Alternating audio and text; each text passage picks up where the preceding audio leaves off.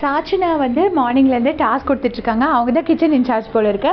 கொஞ்சம் டஃப்பான டாஸ்க்காக கொடுத்துட்ருக்காங்க. ஃபஸ்ட்டு பார்த்தீங்கன்னா ஒரு 4 பில்லோ அந்த நண்டு பிராண்ட் பில்லோ வச்சுருக்காங்க இல்லையா, குஷன், சோஃபா குஷன் மாதிரி, அதை வந்து 4 அணத்தை தலைக்கு மேலே வச்சுட்டு நடக்கணும் அப்படின்னு சொல்கிறாங்க. ராணவ் சொல்கிறார் இதெல்லாம் முடியாது, முதல்ல நீங்கள் மாற்றி அதுக்கு முன்னாடி வேறு ஏதோ டாஸ்க் கொடுத்துருப்பாங்க போல இருக்கு.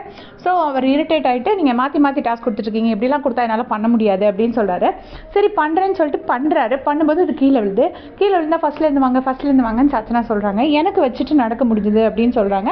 பட் ராணாவால் வச்சுட்டு நடக்க முடியல. அதுக்கப்புறம் ஒரு குஷன் ஒன்று இருக்குது, அதை தூக்கி, அதாவது ஒரு பேஸ்கெட் மாதிரி நம்ம அழுக்கெல்லாம் போடுவோம் இல்லையா, அந்த மாதிரி ஒரு பேஸ்கெட் அவுல் ஷேப்பில் இருக்குது, அதை தூக்கி தலையில் போட்டுட்டு அங்கேயும் இங்கேயும் நடங்க அப்படின்னு சொல்கிறாங்க. ஸோ அதை போட்டு நடக்கிறாங்க. அந்த டாஸ்க் ஓகே. அதை போட்டுட்டு ஸ்ட்ரைட்டாக நடக்கணும்னு சொல்கிறாங்க. தலையில் இதை போட்டுட்டு அவர் வந்து எனக்கு ஸ்ட்ரைட்டாலாம் நடக்க முடியாது, இப்படி தான் பண்ண முடியும், அப்படி தான் பண்ண முடியும்னு சொல்லிட்டு ரிபல் பண்ணிட்டுருக்காரு. அதுக்கப்புறம் ஆர்ஜி ஆனந்தி கிட்ட சொல்கிறாங்க. ஆர்ஜி ஆனந்தி சொல்கிறாங்க, தலையில் நிற்கவே மாட்டேங்குது, நீ வச்சாதானடி நான் அதை வச்சுட்டு நடக்க முடியும் அப்படின்னு சொல்கிறாங்க. உடனே சாச்சனா வந்துட்டு திரும்ப எகெயின் வந்துட்டு அந்த தலையில் கமுத்தி போட்டுட்டு நட அப்படிங்கிற மாதிரி டாஸ்க்கு கொடுக்குறாங்க.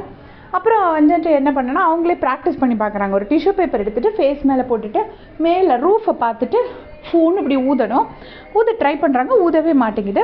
அப்போ இங்கேருந்து முத்துக்குமரன் சொல்கிறாரு, அதை வந்து கொஞ்சம் சிரிச்சுக்கிட்டே ஊதுமா அது மேலே போகும் அப்படின்னு. உடனே சிரிச்சுக்கிட்டே ஊதுறாங்க, அது கரெக்டாக போயிடுச்சு. உடனே முத்துக்குமரன் சொல்லி நம்ம கேட்குறதா அப்படின்னு சொல்லிட்டு சாட்சினா என்ன சொல்கிறாங்க, நான் வேறு ட்ரை பண்ணேன், நீங்கள் சொல்கிறதில்ல அப்படின்னு சொல்லிட்டு கீழே விழுந்தாலும் மீசையில் மண்ணோட்டலாங்கிற மாதிரி சாட்சினா பேசுகிறாங்க. உடனே கஷ்டமான டாஸ்க்கை கொடுக்கலாமா, கஷ்டப்படுத்தணுங்கிற நோக்கத்தோடு டாஸ்க்கு கொடுக்கக்கூடாது அப்படின்னு சொல்கிறாரு. செம்மையாக இருந்துச்சு அதை கேட்டுட்டு. அதுக்கப்புறம் சாட்சினா போயிட்டு வேறு டாஸ்க்காக கொடுக்குறாங்க. ஸோ சாட்சினா கொடுக்குற டாஸ்க்ஸ் வந்து உண்மையிலே கஷ்டமாக இருக்குதா, இல்லை ராணுவ தான் தேவையில்லாமல் சண்டை போடுறாரா, நீங்கள் என்ன நினைக்கிறீங்கன்னு மறக்காமல் கமெண்ட்ஸில் சொல்லிடுங்க. Thanks for